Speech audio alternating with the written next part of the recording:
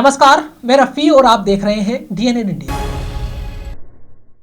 पूर्व प्रधानमंत्री एवं देश की पहली महिला प्रधानमंत्री इंदिरा गांधी की 107वीं जन्म जयंती पर अजमेर शहर जिला कांग्रेस कमेटी की ओर से स्टेशन रोड स्थित इंदिरा गांधी स्मारक पर पुष्पांजलि कार्यक्रम आयोजित किया गया। पूर्व प्रधानमंत्री एवं देश की पहली महिला प्रधानमंत्री इंदिरा गांधी की 107वीं जन्म जयंती पूरे प्रदेश भर में मनाई जा रही है। इसी क्रम में मंगलवार को शहर जिला कांग्रेस कमेटी की ओर से स्टेशन रोड स्थित इंदिरा स्मारक पर पुष्पांजलि कार्यक्रम का आयोजन किया गया, जहाँ शहर कांग्रेस अध्यक्ष विजय जैन के नेतृत्व में सुबह 11 बजे पुष्पांजलि कार्यक्रम आयोजित किया गया। इसके बाद इंदिरा गांधी के जीवन पर, उनके त्याग, देश के लिए दिए गए बलिदान पर व्याख्यान हुआ।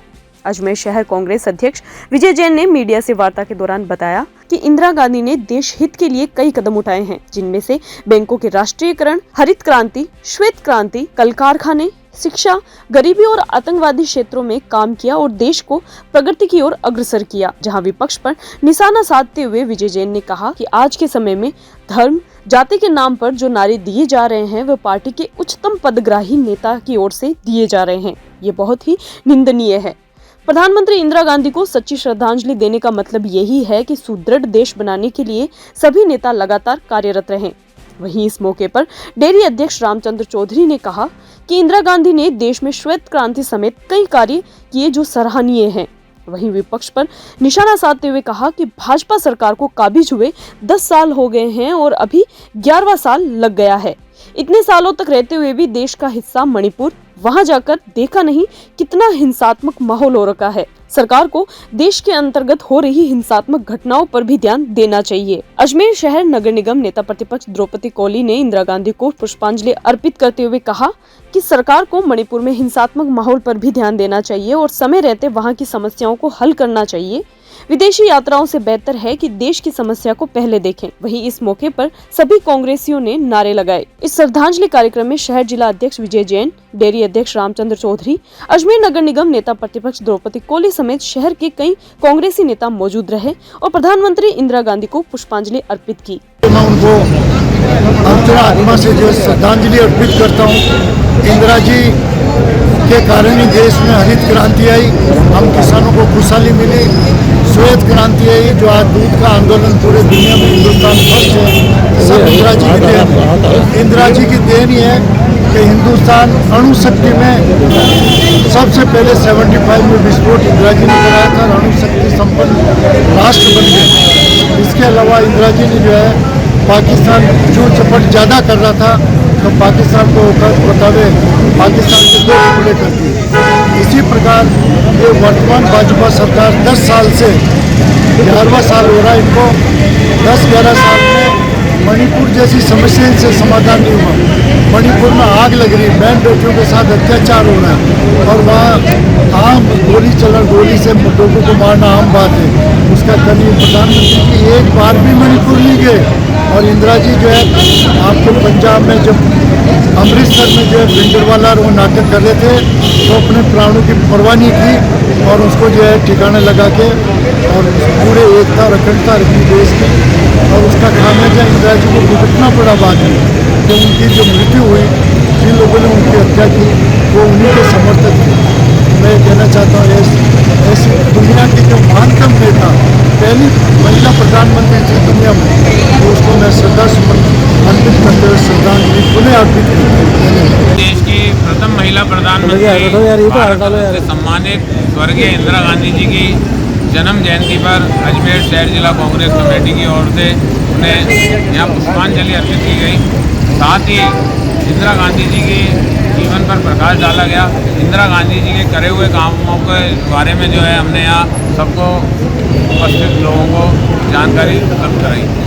जिस तरह इंदिरा गांधी जी, चाहे हमारे बैंकों का राष्ट्रीयकरण की बात हो, चाहे देश के अंदर राजा महाराजाओं के शासन को ख़त्म करने की बात हो, चाहे देश के अंदर हरित क्रांति की बात हो, श्वेत क्रांति की बात हो, देश के अंदर कल कारखाने लगाने की बात हो, चाहे देश के अंदर शिक्षा की बात हो, चाहे देश के अंदर हमारे गरीबी मिटाने की बात हो, उन सब क्षेत्रों में, और चाहे हमारे उन आतंकवादी ताकतों को करारा जवाब देने की बात हो, उन सब क्षेत्र में आज तक इंदिरा गांधी जी का किसी ने भी तोड़ नहीं किया। इंदिरा गांधी जी ने जो बोला वो किया।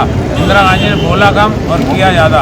आज हमारे देश के अंदर जो ताकतें धर्म के नाम पर, जाति के नाम पर और एक दूसरे को विभाजित करने का प्रयास करी जा रही हैं, किस तरह के नारे हमारे देश में किस तरह प्रचलित हो रहे हैं। और शर्म की बात तो यह है उन नारों को प्रचलित करने वाले सरकार में बैठे हुए शीर्ष नेतृत्व द्वारा इस तरह के नारे लगाए जा रहे हैं, तो ये शर्म की बात है।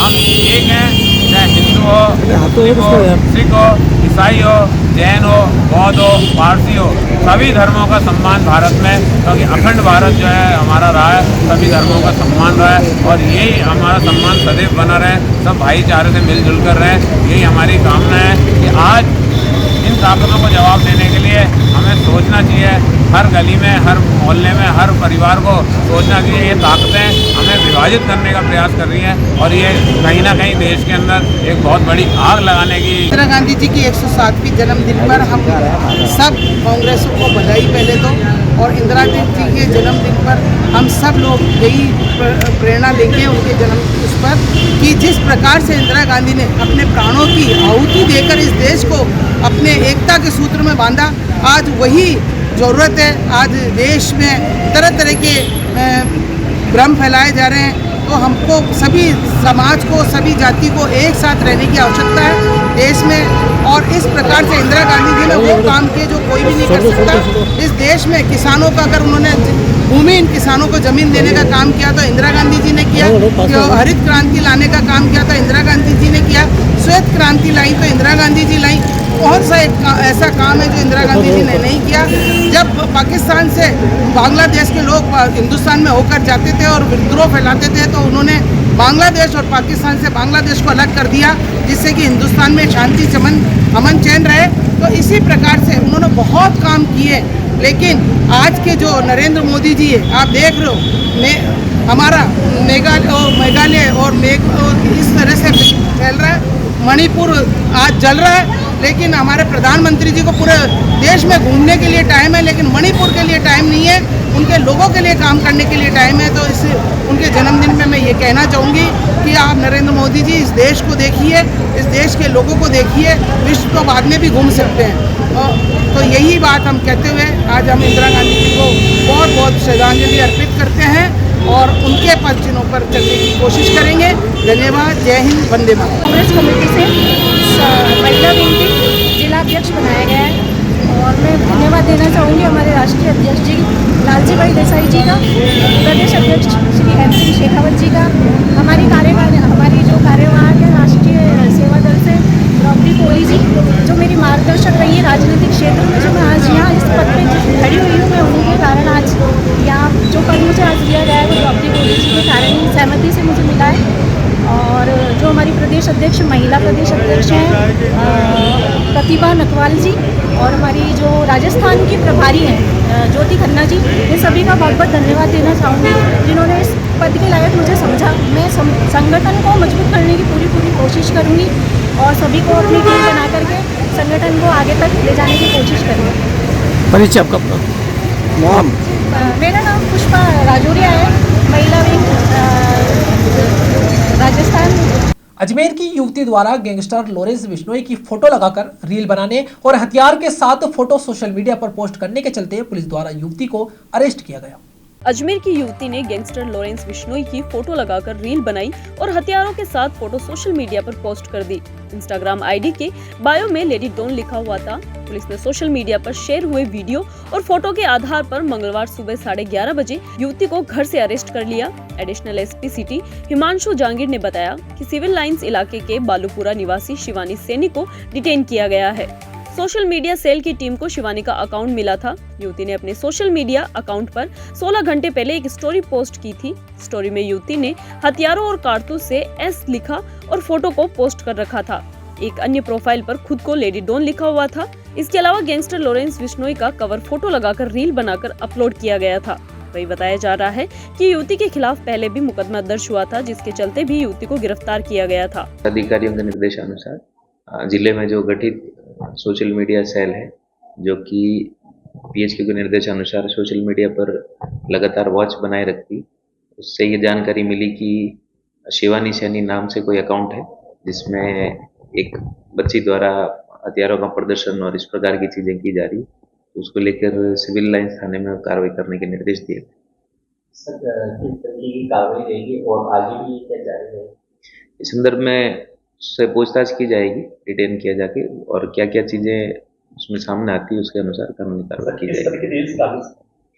उसमें हथियारों की जो प्रदर्शन किया गया है सोशल मीडिया पर, जैसा कि पूर्व में निर्देश दिए जा चुके हैं कि कोई हथियारों का इस प्रकार से प्रदर्शन ना करे, यह अवैध गैर कानूनी है। मैं सभी से अपील करूंगा कि इस प्रकार गलत। विधानसभा अध्यक्ष वासुदेव देवनानी के आदेशानुसार राजस्थान टूरिज्म डेवलपमेंट कॉर्पोरेशन की ओर से आदेश जारी किया गया है कि अजमेर की होटल खादिम का नाम बदलकर अब होटल अजमेरू होगा। अजमेर शहर के विकास और प्रगति के लिए विधानसभा अध्यक्ष वासुदेव देवनानी लगातार प्रयास करते रहते हैं, जहां आज इसी क्रम में विधानसभा अध्यक्ष वासुदेव देवनानी के आदेशानुसार राजस्थान टूरिज्म डेवलपमेंट कॉर्पोरेशन की ओर से आदेश जारी किया गया है कि अजमेर की होटल खादिम का नाम बदलकर अब होटल अजमेरू होगा। देवनानी ने निर्देश के बाद राजस्थान टूरिज्म डेवलपमेंट कॉर्पोरेशन की प्रबंध निदेशक सुषमा अरोड़ा ने सोमवार को ये आदेश जारी किए हैं। कॉर्पोरेशन के संचालक मंडल की बैठक में लिए गए निर्णय की अनुपालना में अजमेर स्थित आरटीडीसी होटल खादिम का नाम होटल अजमेरू किया गया है। ये होटल अजमेर आने वाले सैलानी, अधिकारी, कर्मचारी व आमजन के ठहरने की प्रसिद्ध जगह है। इसका नाम भी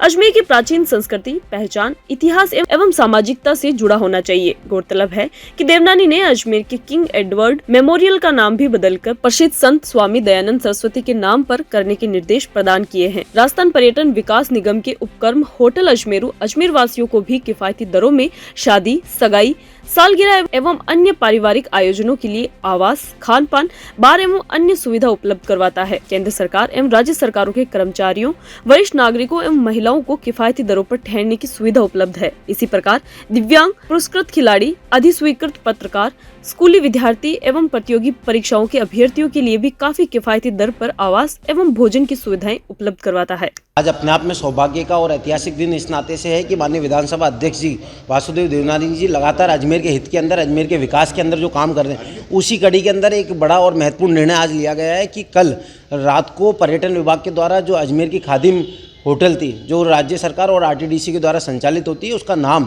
अजमेरू किया गया है। ये अजमेर वासियों के लिए अपने आप में बड़े गर्व और गौरव की बात है, क्योंकि इससे निश्चित रूप से जो भी पर्यटक आएगा, क्योंकि यहाँ पर बाहर से आने वाला पर्यटक आता है, चाहे वो दरगाह का हो, चाहे पुष्कर का हो, वो अजमेर के इतिहास को जान पाएगा। क्योंकि अजमेर जो नगरी है वो राजा अजय जी के नाम पर रखी गई है और इसको अजमेर को भी पूर्व समय के अंदर अजमेरू के नाम से जाना जाता था। उसके इतिहास को जोड़ने का काम आज माननीय विधानसभा अध्यक्ष जी ने किया। निश्चित रूप से वो पूरा विभाग अपने आप में बधाई का पात्र है और इस नवाचार के लिए आम जनमानस उनको धन्यवाद व्यक्त करना चाहता है, क्योंकि उन्होंने हमेशा अजमेर के इतिहास को, जब वो शिक्षा मंत्री थे तो वो भी उन्होंने महाराणा प्रताप महान पढ़ाने की बात की, उन्होंने वास्तविक इतिहास को आम जन से अवगत कराने की बात की। इसके लिए हम माननीय विधानसभा अध्यक्ष जी का भी धन्यवाद व्यक्त करते हैं और पूरे पर्यटन विभाग का और आरटीडीसी के विभाग का धन्यवाद व्यक्त करते हैं। व्हाट्सएप ग्रुप से ही हमें अभी कोई ऑफिशियली नोटिफिकेशन तो प्राप्त हुआ नहीं है, बट अजमेरू नाम चेंज होने का लग रहा है। अब जैसे ऑफिशियली हो जाएगा हम नाम वगैरह भी चेंज कर देंगे। अभी हमने फ़िलहाल खादिम ही है इसी का नाम, और 57 रूम है इसमें, और मेन बस स्टैंड के पास ये आरटीडीसी की यूनिट है पर्यटन विभाग की। हम यहाँ पे कॉन्फ्रेंस हॉल भी है हमारे पास, रेस्टोरेंट है, बार है, इस प्रकार की सारी सेवाएं गवर्नमेंट की तरफ से हम दे रहे हैं। वरिष्ठ जनों को, एकल महिला यात्रियों को, इनको हम यहाँ रुकते हैं एक छोटे से ब्रेक के लिए, जल्द हाजिर होंगे खबरों के नए सफर के साथ।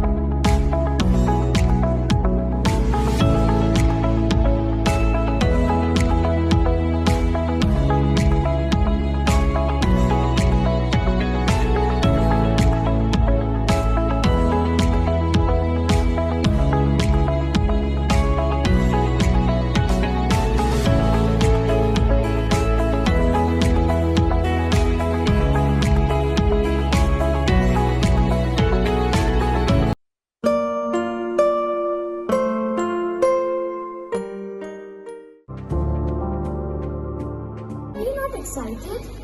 Holidays will be very boring for me.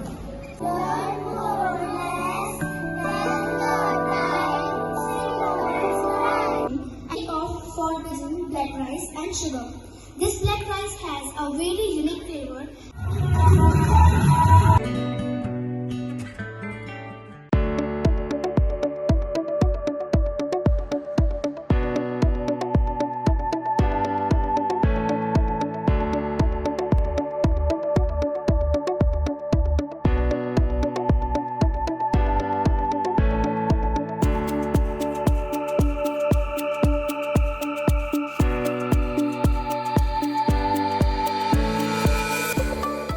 उपचुनाव के दौरान देवली में नरेश मीणा थप्पड़ कांड के दौरान कवरेज करने गए पत्रकार पर जानलेवा हमले तथा राजस्थान में पत्रकारों की सुरक्षा करने के संबंध में अजमेर की Indian federation of working journalist Rajasthan के कार्यकर्ता कलेक्ट्रेट पहुंचे और जिलाधीश से मुलाकात कर मुख्यमंत्री के नाम जिलाधीश लोकबंधु को ज्ञापन सौंपा। उपचुनावों के दौरान देवली में नरेश मीणा थप्पड़ कांड के दौरान कवरेज करने गए पत्रकार पर जानलेवा हमले तथा राज्य में पत्रकारों की सुरक्षा करने के संबंध में अजमेर के Indian federation of working journalist Rajasthan के प्रतिनिधि कलेक्ट्रेट पहुंचे और जिलाधीश से मुलाकात कर मुख्यमंत्री के नाम जिलाधीश लोकबंधु को ज्ञापन सौंपा, जिसके अंतर्गत बताया कि भीड़ ने अलीगढ़ गांव में सड़क अवरोध कर प्रदर्शन कर रहे लोगों तथा वहां डॉक्टर किरोड़ी लाल मीणा के उन्हें संबोधन के दौरान पीटीआई के स्थानीय संवाददाता अजीत सिंह शेखावत व उनके कैमरामैन धर्मेंद्र पर जानलेवा हमला किया, जहां गंभीर चोटें आने के साथ ही उनके कैमरे और माइक तोड़ दिए गए और कैमरे को जला भी दिया गया। डॉक्टर किरोड़ी लाल मीणा से सुरक्षा की गुहार के बाद उन्हें बचाया गया। ऐसे भयावह स्थिति और उत्पन्न न हो, इसके लिए IFWJ संगठन के प्रतिनिधि कई सालों से सरकार से पत्रकारों की सुरक्षा की मांग करने के साथ ही टोंक के घटनाक्रम में दोषी लोगों के विरुद्ध कड़ी कार्रवाई के दिशा निर्देश जारी करने की मांग की है, जहां IFWJ संगठन के प्रतिनिधियों ने सरकार से बातचीत करने को कहा ताकि पत्रकार सुरक्षा कानून लागू करने सहित अन्य मुद्दों पर चर्चाएं की जा सके। तो हाल ही में मालूम होगा कि जो देवली उनियारा के उपचुनाव हुए थे, उस दौरान कवरेज के वक्त जो हमारा दो साथी थे, पत्रकार साथी, उन पर जबरन हमला किया गया था। उनके साथ कई अवरोधताएं की गई थी, उनके साथ मारपीट की गई थी, जो कि सरासर निंदनीय है। लगातार जब पत्रकार अपनी भूमिका को निभाते हुए जो कवरेज करता है, उसके ऊपर इस तरीके हमले होना कहीं ना कहीं सरासर गलत है। लेकिन प्रशासन का इस ओर ध्यान आकर्षण करना है कि जो पत्रकार कवरेज कर रहा है वो जनहित के लिए करता है और आमजन के भले के लिए करता है। तो उसको कवरेज के दौरान उस पर जो हमले होते हैं, उसको जो पहले हमलावर हैं उन पर सख्त से सख्त कार्रवाई हो, और कार्रवाई होने के साथ साथ एक पत्रकार कानून भी बने जिससे पत्रकारों की जो सुरक्षा है वो कहीं ना कहीं निश्चित की जाए कि पत्रकारों को जो कानून है वो उनको वो फायदा मिल सके। तो उसकी मांग को लेकर के आज IFWJ के बैनर तले हमने जिला कलेक्टर को ज्ञापन दिया है, और ज्ञापन के जरिए जो उनियारा और देवली उनियारा के दौरान जो पत्रकारों के साथ मारपीट हुई, उसके जो आरोपी हैं उनके खिलाफ सख्त से सख्त कार्रवाई हो, उसकी मांग की है। साथ ही साथ पत्रकार सुरक्षा कानून लागू करने। जिला बार एसोसिएशन अजमेर के चुनाव 2024-25 की घोषणा की मांग को लेकर अजमेर बार एसोसिएशन के अधिवक्ताओं ने भूख हड़ताल शुरू कर दी है। जिला बार कार्यकारिणी पर समय पर चुनाव नहीं करवाने के आरोप के चलते अधिवक्ताओं में रोष व्याप्त है। जिला बार एसोसिएशन अजमेर के चुनाव 2024-25 की घोषणा की मांग को लेकर बार एसोसिएशन के अधिवक्ताओं ने भूख हड़ताल शुरू की है। अधिवक्ताओं का आरोप है कि जिला बार एसोसिएशन अजमेर के चुनाव करवाने के लिए कई बार जिला बार कार्यकारिणी को ज्ञापन दिया गया, कई बार चुनाव करवाने की नीति से भी अवगत करवाया गया, परंतु अध्यक्षों के कानों तले जूत तक नहीं रहेंगी। अपनी हठधर्मिता के चलते जिला बार कार्यकारिणी जिला बार एसोसिएशन अजमेर के चुनाव नहीं करवा रही है। वहीं दूसरी ओर अजमेर जिला बार एसोसिएशन के पूर्व अध्यक्ष नरेंद्र सिंह राठौड़ ने बताया कि वह 2023 में हाई कोर्ट के आदेशों की पालना करते हुए वह न्यायालय द्वारा 1 बार 1 वोट के तहत चुनाव दिसंबर में करवाए गए थे, परंतु बार अध्यक्ष समेत समस्त कार्यकारिणी झूठ का सहारा लेकर संविधान के आड़ में चुनाव नहीं करवाने और उच्च न्यायालय के आदेशों को दरकिनार किया जा रहा है, जिसमें वकीलों में काफी नाराजगी देखी जा रही है। इसी के चलते अधिवक्ताओं ने भूख हड़ताल का फैसला लिया है। जिला बार एसोसिएशन के पूर्व सचिव जितेंद्र खेतावत ने बताया कि वर्तमान में कार्यरत जिला बार एसोसिएशन के अध्यक्ष को डर है कि यदि वापस चुनाव करवाया गया तो उन्हें अपनी कुर्सी छोड़नी पड़ेगी, क्योंकि उन्होंने अपने कार्यकाल में कोई उपलब्धि हासिल नहीं की है। वही बताया कि यदि चुनाव समय पर नहीं करवाया गया तो चुनाव करवाने के लिए अन्य रास्तों का प्रयोग भी किया जाएगा। 2023 में मैं अजमेर बार एसोसिएशन का अध्यक्ष था। उस समय माननीय उच्च न्यायालय ने एक आदेश दिया था कि राजस्थान की सभी बार में 1 बार 1 वोट के तहत चुनाव, और 8 दिसंबर 2023 की वो तिथि दी थी, और उन्होंने ये कहा था कि हर दूसरे शुक्रवार को दिसंबर में पूरे राजस्थान में एक साथ चुनाव होने चाहिए। मैं उस समय अध्यक्ष था, मेरा कार्यकाल 7 महीने का ही था, तो मैंने उसको सुप्रीम कोर्ट में उसको चुनौती दी, और सुप्रीम कोर्ट ने हमें ये कहा कि भाई आप वापस उस न्यायालय में वहाँ पेश करें। उस न्यायालय ने उस संविधान के इस संविधान को हमने भी वहाँ पेश किया था कि हमारा 2 साल का संविधान है, लेकिन उच्च न्यायालय ने उसको नहीं मानते हुए ये कहा कि नहीं, पूरे राजस्थान में एक साथ चुनाव कराने चाहिए। और अभी जो अध्यक्ष हैं, इन्होंने उस समय खुद एक ज्ञापन लेकर आए थे और उन्होंने उसी उच्च न्यायालय का आदेश है कि साहब आपको चुनाव कराना है, और मैंने उसी ज्ञापन पर हमारे साथियों के विचार विमर्श करके और चुनाव घोषित किए थे। अब जब ये चुनाव हुए, चुनाव जीत के अध्यक्ष बने, तो अब ये कह रहे हैं कि नहीं, हमारा तो संविधान 2 वर्ष का है। जब उच्च न्यायालय ने जो आदेश दिया, उस आदेश में सारी चीज़ें और रूल हो गई, मर्ज हो गई। अब जो 2010 का ये संविधान बता रहे हैं, इस तरह का कोई संविधान अस्तित्व में ही नहीं है, ऐसा कोई प्रावधान अस्तित्व में ही नहीं है। एक रजिस्ट्रार ऑफिस से सील लगी हुई एक कॉपी है, उसका भी असल किसी के पास नहीं है। मैं खुद अध्यक्ष था, मेरे को अच्छी तरह जानकारी, हमने इसके बारे में पूरी सर्च कराई थी, लेकिन इस तरह की कोई चीज़ अस्तित्व में नहीं है। अगर होता है तो हम भी 2 साल से कराते चुनाव। हमारे वार्षिक चुनाव की घोषणा होनी चाहिए थी।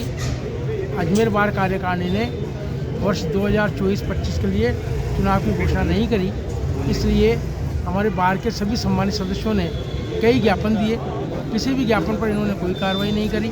इन्होंने कोई जनरल हाउस वार्षिक साधारण सभा तक इन्होंने नहीं बुलाई, और अब ये कह रहे हैं कि हम चुनाव नहीं कराएंगे। इसलिए जो है, हम चुनाव की घोषणा नहीं होने पर यहाँ पर आज जाने पर कोई कारण नजर आ रहा है सर, क्यों नहीं करा रहे चुनाव? एक हठधर्मिता है बार कार्यकारिणी, हठधर्मिता है, चुनाव नहीं कराना चाहते हैं। इनकी कोई उपलब्धि नहीं है साल भर के अंदर जिस उपलब्धि के आधार पर चुनाव कराएं। इनको पता है कि अगर ये चुनाव लड़े वापस तो इनको सफलता मिलने की कोई संभावना नहीं है। चुनाव किस किस पद पे होते हैं? हमारा चुनाव एक तो अध्यक्ष पद पे होता है, एक सचिव पद पे होता है, 2 उपाध्यक्ष पद पे होता है, एक ट्रेजरर पे होता है, एक लाइब्रेरियन पे होता है, और 10 कार्यकारिणी सदस्य होते हैं। ये वर्षों से होते आए हैं। एक जॉइंट सेक्रेटरी के लिए भी होता है। कुल 17 पदों के लिए चुनाव होते हैं, और वर्षों से इसी पदों पे चुनाव होता है। ऐसा कोई संविधान जो ये कह रहे हैं, ऐसा कोई संविधान लागू नहीं है। उस संविधान के अनुसार तो संख्या ज़्यादा है, उस संविधान के अनुसार अनुभव है, उस संविधान के अनुसार कई चीज़ें हैं जो लागू ही नहीं है, और वो संविधान आज तक लागू हुआ ही नहीं। हमारे किसी भी जनरल हाउस ने 2/3 बहुमत से उस संविधान को। खबरों के सफर में अभी सिर्फ इतना ही, फिर हाजिर होंगे खबरों के नए सफर के साथ। तब तक के लिए नमस्कार।